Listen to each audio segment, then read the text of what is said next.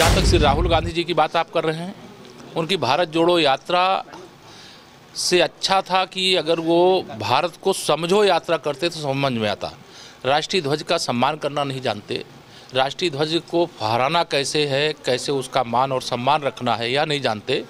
उनको व्याकुलता है कि जल्दी से जल्दी हम कैसे देश के प्रधानमंत्री की कुर्सी तक पहुंच जाएं। नमस्कार, मेरा नाम उत्कर्ष है। आप लाइव सीरीज देख रहे हैं। बीजेपी के राज्य कार्यकारिणी की बैठक दरभंगा में चल रही है। 2 दिवसीय इस बैठक को संबोधित करने के लिए उत्तर प्रदेश के उप मुख्यमंत्री केशव प्रसाद मौर्य दरभंगा पहुंचे, जहां पर आप तस्वीरों में देख सकते हैं कि बिहार बीजेपी के नेता ने उनका स्वागत किया है और साथ ही साथ उन्होंने केशव प्रसाद मौर्य ने राहुल गांधी पर टिप्पणी कर दी है। साफ कह दिया है कि जब धारा 377 नहीं हटा था तब किस तरीके का कश्मीर था और अब किस तरीके का कश्मीर है। जब राहुल गांधी वहां लाल चौक पर झंडा फहराने गए तब किसी चीज़ की दिक्कत उन्हें नहीं हुई, लेकिन इतना ही नहीं, उन्होंने किस तरीके से उन पर तंज कसा है वो तमाम बयान पहले आप सुने। देखिए, सबसे पहले तो मैं माननीय प्रधानमंत्री श्री नरेंद्र मोदी जी को इस बात के लिए बधाई देता हूं कि जिस जम्मू कश्मीर में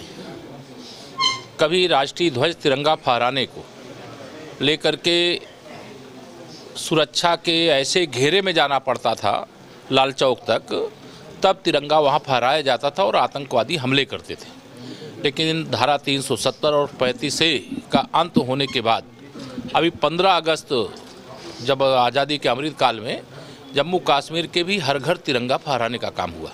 जहाँ तक श्री राहुल गांधी जी की बात आप कर रहे हैं, उनकी भारत जोड़ो यात्रा से अच्छा था कि अगर वो भारत को समझो यात्रा करते तो समझ में आता। राष्ट्रीय ध्वज का सम्मान करना नहीं जानते, राष्ट्रीय ध्वज को फहराना कैसे है, कैसे उसका मान और सम्मान रखना है या नहीं जानते। उनको व्याकुलता है कि जल्दी से जल्दी हम कैसे देश के प्रधानमंत्री की कुर्सी तक पहुंच जाएं। लेकिन उनके भाग्य में प्रधानमंत्री की कुर्सी तक पहुंचना नहीं लिखा है, इसके लिए उनको माफ़ी मांगना चाहिए।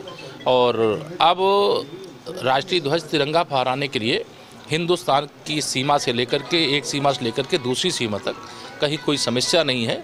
इसलिए कांग्रेस को यह नाटक करने से पहले जो धारा 370 और 35A की समस्या उन लोगों ने पैदा की थी, उसके लिए देश से माफ़ी मांगनी चाहिए। लेकिन सर, जो झंडा फहराया गया जहाँ भी वहाँ लाल चौक पे, वहाँ तिरंगा छोटा था, उनका राहुल गांधी का कटआउट बड़ा था। इस पर क्या कांग्रेस क्या मैसेज देना चाह रही है? देखिए, यह स्पष्ट है कि यह वोट की राजनीति करने की तलाश में है और इस देश में कांग्रेस सहित जो भारतीय जनता पार्टी और माननीय नरेंद्र मोदी जी के विरोधी राजनीतिक दल हैं और नेता हैं, वह लगातार इस प्रकार का मैसेज दे करके कि अगर उनका कटआउट बड़ा है और राष्ट्रीय ध्वज छोटा है तो इस पर उन्हें शर्म आनी चाहिए और उनको इस प्रकार की गलती करने के लिए संपूर्ण कांग्रेस को माफ़ी मांगना चाहिए।